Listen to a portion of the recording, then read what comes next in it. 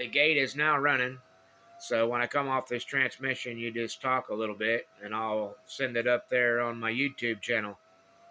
Okay, very good. Yeah, so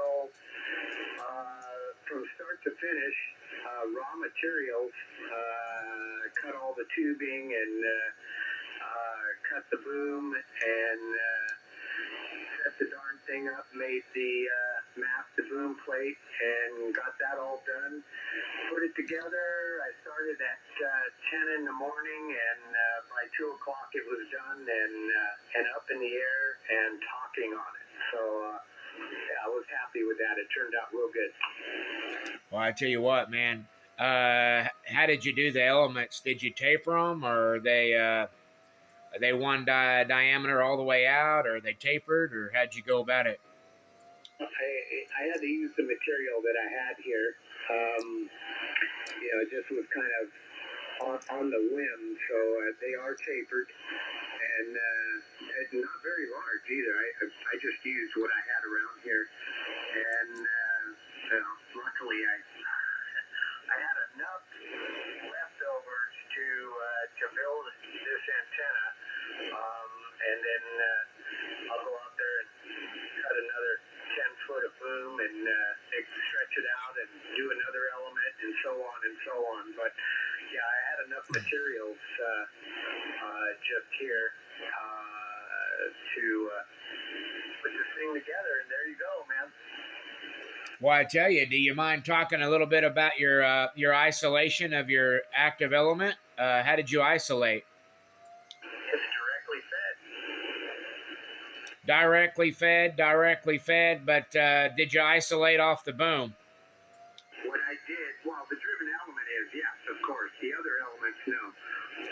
The driven element is isolated from the boom, and all I do is I use this stuff. Oh God, what they call it? It's a really good UV resistant plastic tubing that they make, and I run the driven element through that, and then with a right angle piece of aluminum channel, it's clamped.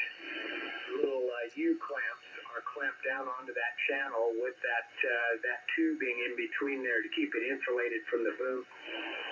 QSL, yeah. When I build them, I use a material known as Dalron. I use Dalron, and then I also use a material known as phenolic.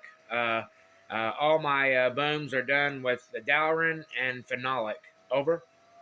Is the Dalron, is that the clear? It's the clear stuff that doesn't turn yellow from the sun? Well, you have a clear and you have a solid black. Over. Yeah, I think that's what that is. It's Dalron, but it's the clear one. Real heavy duty stuff. Holds up to the weather real good. I mean, this shit is thick. Yeah. I'm thinking here. I think that material is probably, I don't know, a quarter-inch thick. You can really crush down on it, and you don't have to worry about it pulling through and shorting the element. You know what I mean? Yeah, that sounds like you're working with Dalron. It's real. Like you can put a lot of physical load pressure between the Dalron and an active element or another piece of metal as you sandwich.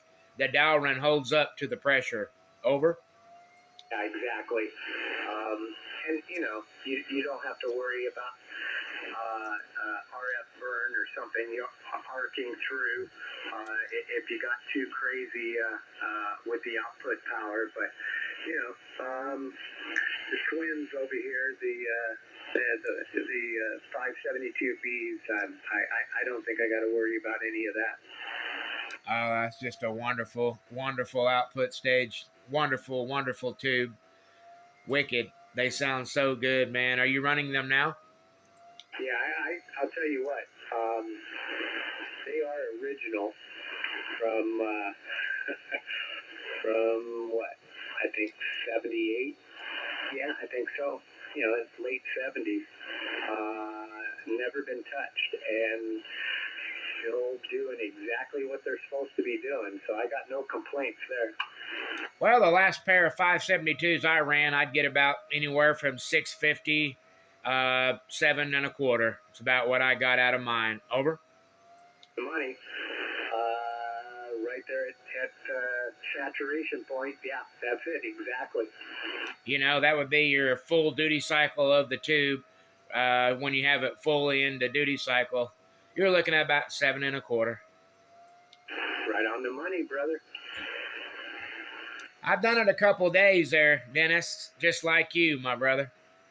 Yeah, so I know. I tell you what, and the other thing I've been having fun with that you are hearing at the moment, audio-wise, I'm on Johnny Cash's favorite microphone from 1967, which is a model EV664, and I'm running it through a tube composer. From back in the day, they used to use them in the radio stations. So I run it through a tube composer and back into the mixer and then back into the back of the radio. Well, break it down to me. Tell me a little bit about the frequency response of the microphone as far as what you know. And what does the composer do for the microphone? Over. Well, it kind of brightens things up. Because, every now and then you'll see me slip off the pedal. Too much bottom end. Everybody loves that bottom end. But when you want to get out there and punch through or be heard, man, the mids and the tops are just as important or more important, if you know what I mean. I'm pretty sure. I know. I try to stay as far away as I can from the low end. Well, I do. I am guilty. I love the bottom end, and this thing is way capable of a lot more. I've got the bottom end so throttled back, and I hope it doesn't have too much in there. Well, it doesn't. It doesn't. I've told you 100 times, Dennis. You know, you're probably within the top 3 of all stations on the band of quality, audio quality. What I'm saying is most people tend to use their bottom end wrong, is what I'm saying, which you don't. But most people that use bottom end, they tend to saturate it a little bit. Yeah, exactly. Everybody is, well, I shouldn't say everybody, but a large percentage are under the mindset of Tim the Tool Man Taylor, man. If a little's good, a lot's got to be better, and that's far from the truth. I tell you, I like to run I run around about 3.4 to 3.6 bandwidth, and a lot of times I'll run even narrow. I'll even run less than that, like around 3K sometimes. Over. I leave this one. It's averaging 3.0. If I really, pounce on it, it'll go 3.6. But yeah, at 3.0, 2.9 right now. There won't have any issue listening to it. Those guys go 4.0, 4.5, or even 6. Most of the gear on 11 meters, you can't even hear any of that. So you're kind of throwing a lot out there that isn't being heard. I'm under the mindset try and get as much audio quality in 3 wide. Leave it at 3 wide and really work on the actual audio quality itself.